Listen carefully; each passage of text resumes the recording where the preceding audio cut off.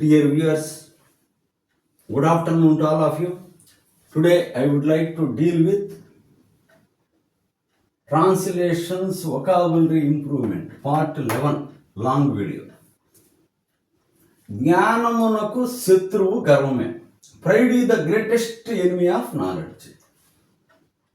Greatest ఎందుకు అంటే కొద్దిగా ఎంఫసైజ్ చేయటం.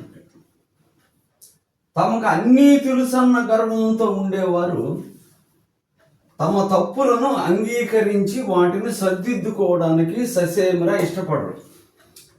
ఇది పెద్ద వాక్యంగా ఉంది, కాంప్లెక్స్ సెంటెన్స్ ఇది. తమకు అన్నీ తెలుసన్న గర్వంతో ఉండేవాళ్ళు వాళ్ళు ఎవరా? అన్నీ తెలుసు అనే వాళ్ళు ఎవరంటే those who live with the arrogance, with the pride that they know everything.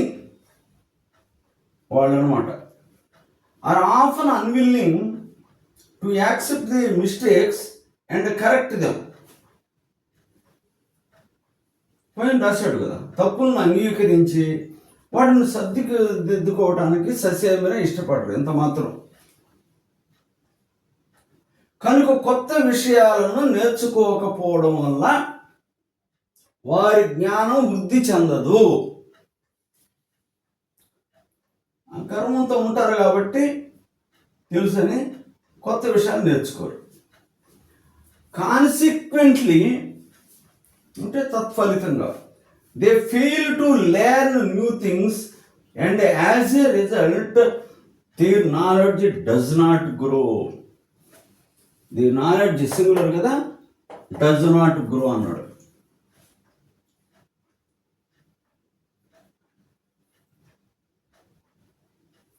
దీనివల్ల వారు ఎంత ప్రతిభావంతులైన జీవితంలో రాణించలేరు.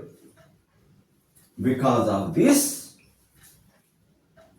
However talented they may be, మంచి యూసేజ్ అండి. However talented they may be, they cannot shine in life. కాబట్టి ఎట్టి పరిస్థితుల్లోనూ గర్వమును దగ్గరకు రానిరాదు.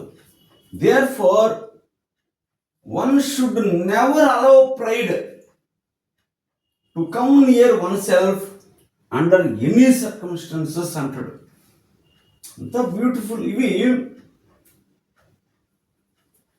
ఈ ట్రాన్స్లేట్ చేయకపోతే ఇబ్బందిగా ఉంటుంది. ఇంతకుముందు నేను చెప్పున్నా, వాక్యంలో వెర్బు పట్టాలి ముందు. ఇష్టపడరు ఇన్ని చేసినా నేను అండర్లైన్ చేసిన అన్ని వెర్బు. ఆ వెర్బుకి లెఫ్ట్ సైడ్ సబ్జెక్ట్ అయ్యారు. ఆ పని ఎవరు చేస్తానో వాళ్ళని సబ్జెక్ట్గా వాడుకోవాలి. ఆబ్జెక్ట్ ఉంటే ఉంటుంది, లేకపోతే లేదన్నమాట. ఇక్కడ వొకాబులరీ చూడండి. యారగెన్స్ అంటే ప్రైడ్ అని, కాన్సిక్వెంట్లీ యాజ్ ఏ రిజల్ట్ తత్ఫలితముగా అని. ఈ కాన్సిక్వెంట్లీ తెలిసి ఉండొచ్చేమో. యారగెన్స్ ప్రొనౌన్సియేషన్ కొద్దిగా ఇబ్బంది ఉంటుంది.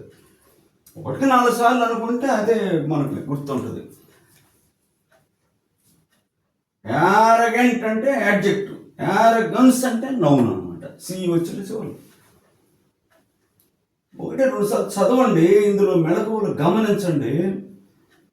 ఆటోమేటిక్గా మీరు కొంతకాలానికి అలవాటు పడతారు. Thank you very much for our being with you.